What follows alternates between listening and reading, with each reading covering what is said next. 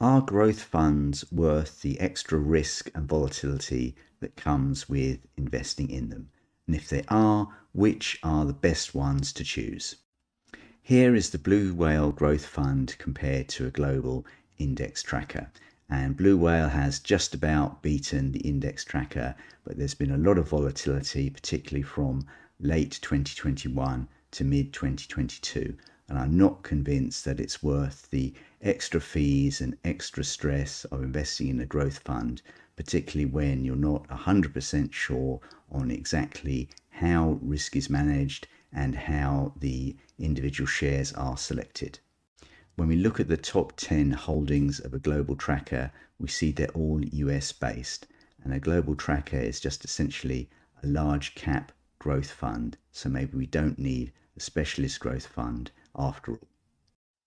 Useful growth option could be the L&G Global 100, which is essentially a global tracker but just on steroids because it's only taking the 100 largest companies, so you've got a bit more of a momentum factor because you've got the winners in your portfolio.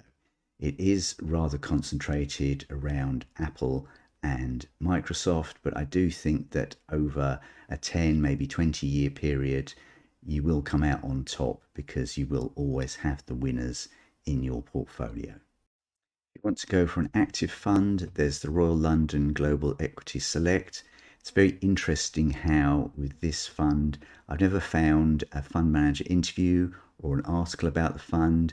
I've never found it on any of the brokers' lists of best funds, but it's this blue line here and it's performed phenomenally well. It's now closed to new capital, however. There is a fund with identical holdings, which is Quilter Global Unconstrained. We've got the top 10 holdings here, and it's actually quite a mixed bag with things like Shell in there. So it seems to tick quite a few boxes: growth, maybe a bit of value. There's even some small cap in there. So it's an interesting fund, but it's not one that I can always explain in depth to people. I'm now comparing the Nasdaq in the orange to the Royal London Global Equity Select in the blue. So the Nasdaq is a phenomenal index. It's more diversified than a pure technology fund.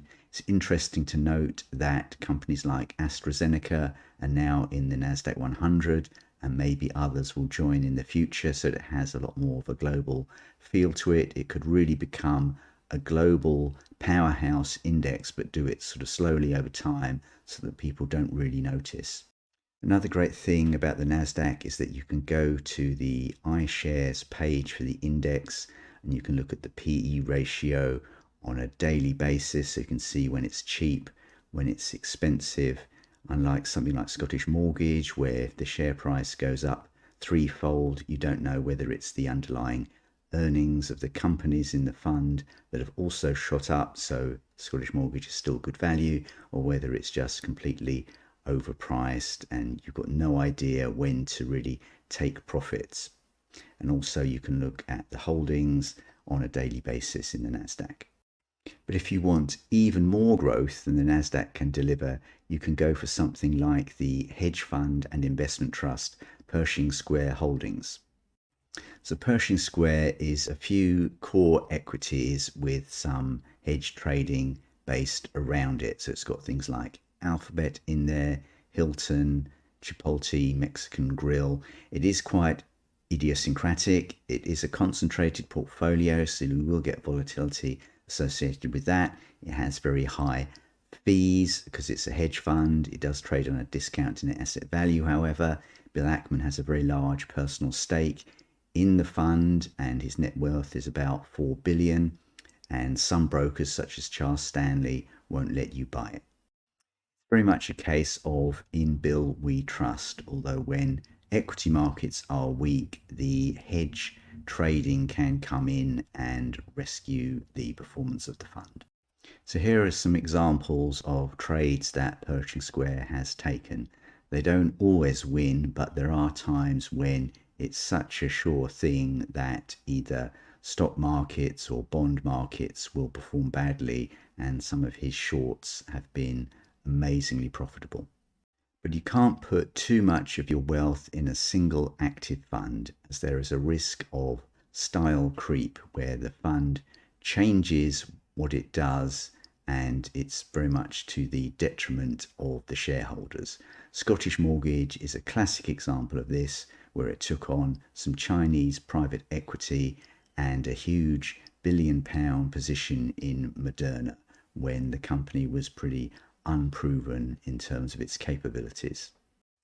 So large swings in prices can be risky, but often the real risk is poor performance and unrealized dreams as a result of your investments performing badly. This is a global tracker compared to the Vanguard Lifestrategy, and we can see that the Lifestrategy hasn't even made back the highs of December 2021. There's been quite poor performance in the last few years, and that's really going to cause people to doubt whether they should be holding on to this fund. So value funds are generally out of favor and they've had poor performance in the last few years. A possible way around this would be to concentrate on some slightly higher yielding companies where you've got the dividend to back up the share price. And this is the Vanguard High Yield ETF, and the performance isn't so bad compared to a global tracker. However, I feel that in recent times, yields have come down and it's been much more difficult to live off dividends. And a dividend strategy is generally pushing you into underperforming companies. And the yield of the Vanguard High Yield ETF is only 3.35%. So it's probably below like a 4% target that people would look for. And the fact is that the share prices of companies have gone up by much greater than the value of their output. And so while this is the case, I'd be very wary of focusing solely on dividends. I think the solution is to be like Tony Robbins is advocating, and that is unshakeable, and to have a peace of mind in a world of volatility, and that comes from doing in-depth and detailed research. The problem with market trackers is that they are purely passive. Companies are in no matter what, and it's only the market capitalization that matters, not whether the company is making profits or whether it has a solid balance sheet. With active funds, it's all up to the fund manager. They can tend to hold on to losers for too long and also potentially not take profits when companies deliver superior price performance in excess of that their profits would suggest. However, there is a third way, which is to look at factor investing that's much more rule-based. You've got a lot more confidence in what's going on, and the extra sophistication can often give you better returns. So here we've got the price performance of WisdomTree Global Quality Dividend Growth compared to a developed markets tracker. And the performance is very similar, but the WisdomTree fund does have less volatility, and arguably it will make you more unshakable in your position. And here we've got the top 10 holdings of the WisdomTree fund. And although we've got the favorites of Microsoft and Apple at the top, we do have some quality European companies in the top 10 that maybe gives us a bit more of a balanced view to the fund, which could help if the US market falters a bit in the next few years. And here we've got the WisdomTree website where you can learn all about the fund.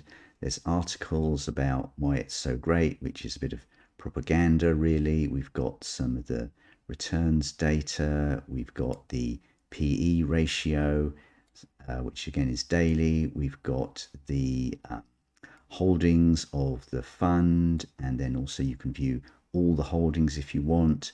We've got the sector breakdown, and this is really important because it's got a good weighting to information technology, healthcare, and consumer staples, which are my favorite sectors and also favorite sectors of Terry Smith. So you're really getting some good exposure to areas of the global economy that could grow in the future.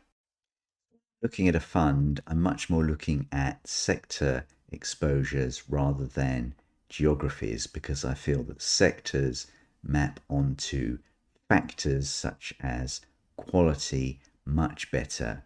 And my favorite sectors would be technology, healthcare, consumer staples. We're looking to kind of avoid financial services, utilities, and oil and gas, mining, because I feel that with those sectors, the long run returns are quite poor and they can also be quite cyclical. So I'd really want to just avoid those and stick to the long term trends.